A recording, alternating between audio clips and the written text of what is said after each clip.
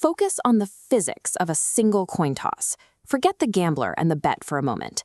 This is a disc of metal falling through the air, governed by gravity and momentum, landing on either heads or tails.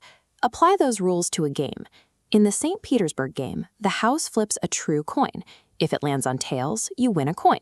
The house flips again. Another tails, your prize doubles to 2 coins. It keeps doubling with every consecutive tails, and the game ends the moment the coin shows heads. Calculating the expected payout mathematically requires multiplying each possible prize by its probability. You have a 50% chance of winning 1 coin, yielding an expected value of half a coin. A 25% chance of winning 2 coins adds another half. An eighth of a chance for 4 adds another. This series continues endlessly. Half plus half plus half. The expected value of this game is infinity.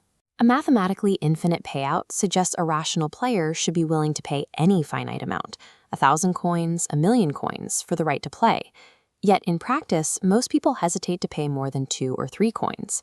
This gap between the mathematical expectation and the human entrance fee defines the paradox. In 1738, Daniel Bernoulli addressed this discrepancy in a presentation to the St. Petersburg Academy. He proposed expected utility theory, arguing that the subjective value of wealth does not scale linearly with the monetary amount. 10 coins mean much more to a beggar than to a billionaire. Because the perceived utility of the prize diminishes as the player gets richer, Bernoulli concluded the game's psychological value is finite. This approach evaluates the human observer's perception of risk. It shifts the focus away from the physical properties of the game itself to explain why people react the way they do. When the mathematical mean is infinite, standard probability tools fail. Understanding what happens when this game is actually played requires a statistical physics approach that looks past human psychology. Classical statistics defines a game as fair if, over a large number of trials, the ratio of accumulated winnings to entrance fees approaches exactly 1. That calculation relies on a finite mean. Because the mean of the St. Petersburg game is infinite, the law of large numbers and the central limit theorem do not apply. Standard risk models cannot account for a system that lacks an average payout. This data table shows the practical consequences of that missing mean. After 30 independent plays, the variance of the payouts reaches 10 to the 16th power.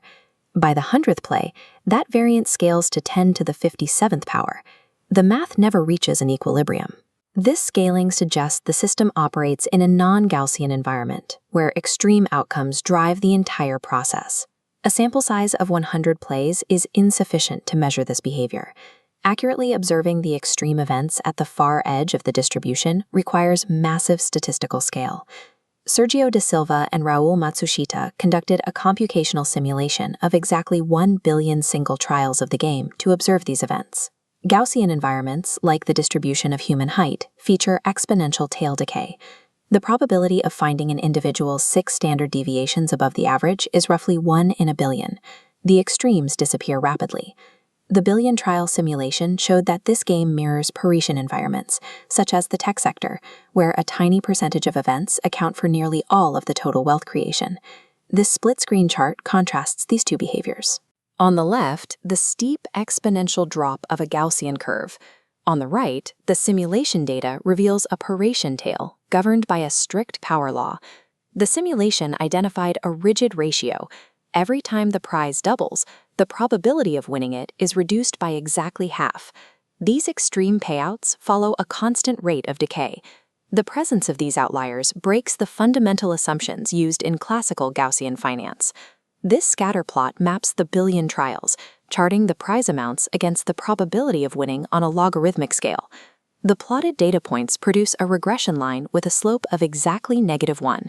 This specific slope identifies the game as an alpha-stable distribution, where alpha equals 1. In physics, a discrete statistical environment with these properties is defined as a Cauchy flight. The billion trial data identifies the game as a scale-free power law, operating under strict non-Gaussian mathematical rules. When variance increases without limit and the expected payout is infinity, predicting a mathematical equilibrium seems impossible. This statistical summary table analyzes positional data from 1 billion simulated trials to find a stable baseline. The cumulative frequency column shows 50% of trials end on the first flip. By the second flip, frequency reaches 75%. These quartiles stabilize immediately. While the theoretical mean is infinite, the empirical median outcome of this game is exactly 1. Half of all players receive only a single coin. Since 1980, just 5% of tech IPOs have generated over 100% of the total wealth in that sector. Because these growth stocks mirror the extreme distribution of the St. Petersburg game, analysts can evaluate these assets by looking past the theoretical mean and focusing on these stable positional frequencies. The 300-year-old problem is resolved by acknowledging that a power law cannot be measured with a Gaussian ruler.